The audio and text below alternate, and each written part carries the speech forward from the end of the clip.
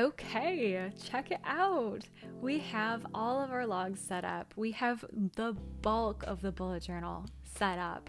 You now know how to set up your future log. You now know how to index. You know what the key means. You know how to take action, how to migrate, and how to thread things together so that everything is working in tandem. This little review is just to summarize everything that we've learned so far so that you feel like you have a really good foundation underneath you. The next several modules are going to show you some extra logs and other spreads that I use that help me keep my life just a little bit more organized. So I use my bullet journal in tandem within my business and within my life, and you'll probably find that you want to do that too. Then we'll go into the philosophy of the daily use of the bullet journal, just little extra modules to help you really feel comfortable with migration and threading and things like that. For now, I want to just go over what we've covered already. So here's my delightful bullet journal. I've actually been using it for a couple months since I did the original recordings. As you can see, my index is starting to be filled up on both sets of pages. My future log is being actively used as well, especially as we go into the new year. It does get more blank. That's because typically my future log gets used for the next 3 to 4 months, the most heavy. And at a glance, here's a fully used monthly log. As you can see, lots has happened. I've got tons of check marks and X's all up and down it, and all of the fun things that have happened as well during the month. Every day, I open up my bullet journal and I look first to my weekly log, and I pull what's in the weekly log for that day into the daily log. I then review what happened yesterday.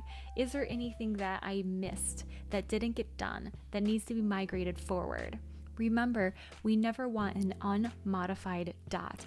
We never want a task that doesn't have either a migration or a completion or a crossed out mark next to it.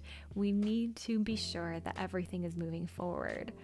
If it's something that I just can't do myself, then I will delegate it to my assistant or to somebody else on my team. If it's something that needs to happen next week, then I'll migrate it into the next week log. If it's something that I really just don't want to do until next month, then I'll migrate it to the future log. That's all that needs to happen every single day. Each week, you'll do a weekly review, get your next week ready by setting up your next weekly log, and that's where you'll review the monthly log and the future log and next week's tasks in order to pull things into the week and tee yourself up so when you're in the week, when you are in every single day, you don't have to think that much. You already did it all for yourself at the beginning of the week when you set up your weekly log.